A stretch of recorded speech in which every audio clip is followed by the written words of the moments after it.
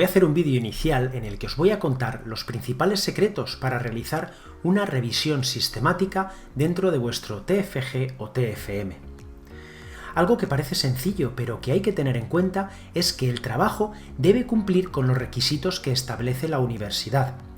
Por ello, es muy importante que leamos la guía docente para saber cosas tan básicas como el interlineado, incluso la portada que debemos poner en nuestro trabajo. Ni qué decir tiene que la redacción debe ser exquisita y no debe contener faltas de ortografía. Lo primero que hay que tener en cuenta es que en una revisión sistemática hay que documentar todo lo que hagamos y hay que seguir una serie de normativas, ya que vamos a basar nuestra revisión en un protocolo que se llama Prisma. Lo bueno que tiene este protocolo es que podemos comprobar si cumplimos con todos los requisitos que nos pide, gracias a un checklist que deberemos adjuntar relleno en el anexo de nuestro trabajo. En la primera parte que nos debemos centrar será en el resumen, que aunque no sea lo primero que hagamos, sí será lo primero que aparecerá en nuestro trabajo. El resumen debe tener un formato científico, es decir, debe tener los siguientes puntos: introducción, objetivo, material y métodos, resultados, conclusiones y palabras clave. Tras el resumen vienen los índices. Uno debe ser sobre los contenidos de nuestro trabajo, otro debe ser el índice de tablas y otro el de imágenes y figuras en caso de que las haya. Y por último, un índice de acrónimos. No voy a detallar todos los puntos del trabajo, pero me voy a centrar en los más importantes. Uno de ellos es el marco teórico. En este debemos poner las investigaciones relevantes sobre el tema que vamos a tratar, es decir, el marco teórico está para explicar lo que se sabe del tema. La típica pregunta es: ¿cuántas páginas debe tener un marco teórico? La respuesta depende del tipo de trabajo que vayas a realizar, también depende de lo rollero que sea tu tutor. Por ejemplo, a mí me gustan los marcos teóricos amplios, pero también es cierto que muchos tutores prefieren marcos teóricos más cortos y más parecidos a lo que se asemejaría a una introducción de un artículo científico. De todos modos, la extensión de este marco teórico también dependerá de la cantidad de páginas máximas permitidas en tu trabajo. Sea como sea, lo que debe quedar claro es el estado en el que se encuentra el tema sobre el que vas a hablar. En el marco teórico es importante que nos fijemos en varias cosas. Al ser el apartado que mayor cantidad de referencias bibliográficas va a tener, debemos ser muy cuidadosos a la hora de ponerlas y seguir el estilo marcado por nuestra universidad, bien sea Vancouver, APA, el que sea. Por otro lado, recordar siempre la necesidad de referenciar tanto las figuras como las tablas en el texto. Esto es algo muy importante y casi siempre se nos olvida. Esta manera de referenciar sería, por ejemplo, como vemos en la tabla 1, y a continuación iría a la tabla 1. Y así con las figuras y con el texto. Otra cosa que hay que tener en cuenta es el diseño de las tablas y de las figuras. Este debe ser el mismo en cada una de las tablas que pongamos. Por ejemplo, si hemos puesto la primera tabla con un fondo verde y una letra en negro, el resto de las tablas deberá ser exactamente el mismo. Esto le da una sensación de homogeneidad y de continuidad a nuestro trabajo. Algo muy importante a la hora de redactar el marco teórico es hacerlo con párrafos cortos, no más de 6-7 líneas por párrafo. Y recordad que cada párrafo debe tener su referencia bibliográfica. Y recuerda también que debes escribirlo en un formato impersonal. Es decir, no deberemos escribir como podemos apreciar, sino que deberemos poner cómo se aprecia. En cuanto a los objetivos, recordad que debemos de poner un objetivo general y varios específicos. Recordar también que los objetivos se inician con un verbo en infinitivo, pero que no vale cualquier verbo. Para eso os recomiendo que vayáis a Google y pongáis verbos utilizados en la redacción de objetivos de investigación. Y ahí os saldrán un montón de tablas en las que podéis ver ejemplos de los diferentes verbos que se pueden utilizar. En la parte de metodología es importante que pongamos un pequeño resumen al inicio en el que digamos en qué bases de datos hemos buscado, las fechas exactas en las que realizamos la búsqueda y poco más. Y luego podríamos hablar de la pregunta Pico. Es nuestra pregunta de investigación y gracias a ello podemos obtener muchísima información que nos va a ayudar en nuestra búsqueda futura. Todos sabemos lo que es la pregunta Pico. Lo que muchos no saben es la manera correcta en la que se debe redactar, ya que la manera correcta es la siguiente. Primero la I, luego la P, y es ahora cuando introducimos los interrogantes para poner la O y la C. Aunque al hacer una revisión sistemática normalmente no vamos a tener una comparación, es decir, no utilizaremos la C, ya que dejaría de ser una revisión sistemática y se convertiría en un metaanálisis, y eso es harina de otro costal. Al haber hecho nuestra pregunta Pico, de manera inmediata nos daremos cuenta que prácticamente tenemos todas las palabras clave. Pero, ¿cómo sabemos si esa pregunta es correcta?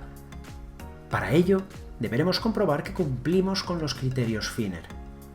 Y no hay nada más fácil que demostrarlos de una manera un tanto objetiva. Y lo que tendremos que hacer es ayudarnos de la página Jane.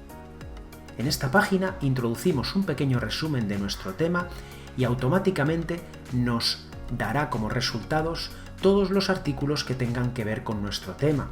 Y ahí podremos valorar si nuestro trabajo se puede realizar, podremos ver si esos trabajos son recientes o no, si hay muchos o pocos, con lo que tendríamos la novedosidad y, sobre todo, el interés de nuestra pregunta Pico. Una vez hemos visto que nuestra pregunta cumple con unos estándares mínimos de calidad, vamos a convertir nuestras palabras clave en descriptores de ciencias de la salud. Yo normalmente lo que recomiendo es hacer una pequeña tabla en la que pongamos una columna con la palabra en castellano. En la siguiente columna pondríamos el ID del descriptor, que lo obtendremos en la página Desk. Seguidamente pondremos el término en inglés, es decir, el término MESH. Ahí ya tendremos los descriptores de la salud que vamos a utilizar en nuestro trabajo. En caso de que necesitemos utilizar una palabra que no esté dentro de los descriptores de la salud, no hay ningún problema. Podemos añadir otra columna en la que pongamos término libre. Bien, y llega el momento de comenzar nuestra búsqueda.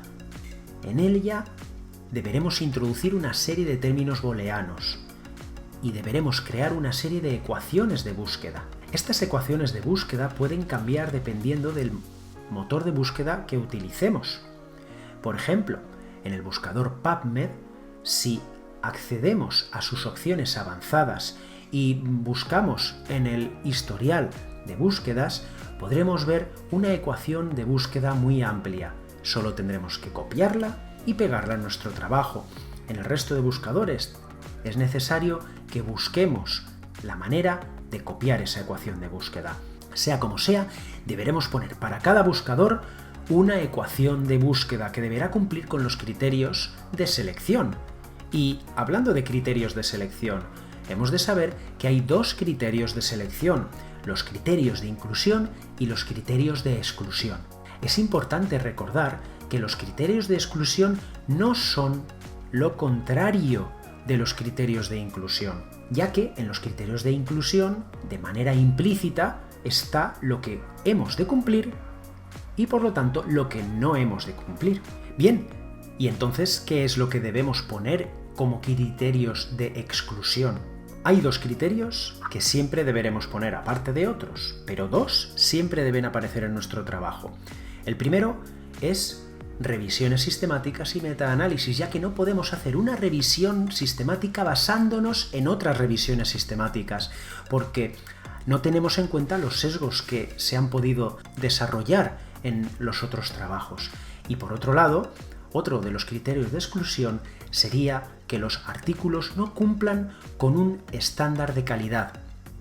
Ello lleva implícito que deberemos pasar unas escalas de calidad a los artículos que consigamos. Pero sea como sea, recordad, no podremos poner como criterios de inclusión lo contrario que hemos puesto en los criterios de inclusión. Por ejemplo, si como criterio de inclusión he puesto artículos posteriores al año 2020, como criterio de inclusión no voy a poner artículos anteriores al año 2020. Esto es un error muy común y que hay que evitar. Otra de las cosas que hay que evitar poner en estos criterios de selección es, como criterio de exclusión, aquellos artículos que cuesten dinero. Sé que son muy caros, pero en caso de necesitar algún artículo que cueste dinero, no hay más que mandar un mail a nuestro tutor y él tendrá, tanto él como la universidad, seguro que tiene las herramientas necesarias para conseguirnos ese artículo. El siguiente paso sería poner de nuevo las bases de datos que hemos utilizado, con los resultados que hemos obtenido en cada una de ellas. Y una vez tengamos esos artículos, recordad pasarles una escala de calidad. Depende del tipo de artículo, podemos tener una escala Haddad o una escala Pedro. Bien, y ahora es el momento de cumplimentar el flowchart. Recordad, estamos siguiendo la metodología Prisma. Por lo tanto, el flowchart debe ser el de Prisma, no una adaptación o algo que nos guste más a nosotros. Solamente utilizaremos el flowchart de Prisma. Y pasamos a los resultados. Lo ideal es hacer un pequeño resumen de los resultados que hemos obtenido, a modo texto, pero posteriormente pondremos una tabla, y en esa tabla pondremos los siguientes columnas: título, autor y año, país, tipo de estudio, población y muestra, objetivo del estudio, intervención realizada, resultados obtenidos y, sobre todo, las conclusiones de cada uno de los artículos. Es una tabla larga, por lo tanto, lo ideal sería ponerla en horizontal. Una de las preguntas que más me hacen los alumnos son: ¿y cuántos artículos son suficientes para realizar una revisión sistemática? Pues bueno, depende del tema tratado, pero sobre todo también depende si estás haciendo un TFG o un TFM. Está claro que no te voy a pedir la misma cantidad de artículos en un TFG que en un TFM, pero yo diría más o menos que en un TFG rondarían los 8 o 10 artículos, mientras que en un TFM nos iríamos a unos 15 en adelante. Después de los resultados vendría la discusión. Personalmente, me gusta generar dentro de la discusión una serie de títulos. Estos títulos se corresponderán a los objetivos que nos hemos marcado. Por ejemplo, cogeríamos el primer objetivo específico y lo pondríamos a modo de título. Habría que cambiar un poco la redacción. Y a partir de ahí miraremos dentro de los artículos que hemos seleccionado los que contestan a nuestro título. Está claro que habrán artículos que estén a favor y otros que estén en contra. Eso es una discusión. Poner artículos que apoyan nuestro objetivo y poner artículos que no lo apoyan. De ese modo, enriquecemos mucho nuestro trabajo. Poco a poco iremos desarrollando cada uno de los objetivos dentro de nuestra discusión. Al final de la discusión siempre debe haber un apartado que pongamos las limitaciones del estudio que nos hemos encontrado. En este apartado, una de las limitaciones que más se suele poner es que hemos encontrado pocos artículos que contesten a nuestra pregunta. Mi recomendación es que no pongáis nunca eso, ya que ante esa limitación, cualquier miembro del tribunal os puede decir que no es que haya pocos artículos, sino que tu pregunta puede que no haya sido la correcta. Por otro lado, habrá que poner también las líneas futuras de investigación de nuestro trabajo. Y pasamos al penúltimo punto, a las conclusiones. Es un apartado corto. Las conclusiones no pueden ocupar páginas y páginas. Para eso está la discusión. En las conclusiones, lo que yo recomiendo es que copiemos nuestros objetivos, pongamos nuestros objetivos en las conclusiones y contestemos a cada objetivo por separado. A continuación, borraremos nuestros objetivos, quedando solamente las contestaciones. Lo ideal es contestar primero los objetivos específicos y dejar para el final el objetivo general. Bien, ya tenemos nuestro trabajo hecho, ahora queda la bibliografía.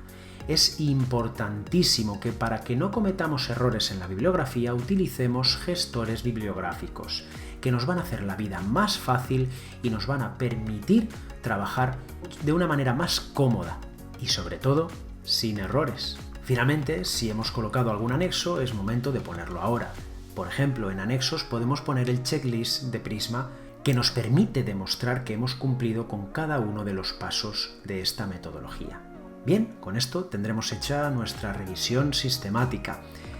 Es un trabajo largo, pero es un trabajo muy bonito y que nos puede dar una cantidad de conclusiones muy útiles para continuar con nuestra línea de investigación. Así que, ánimo y a por ellos.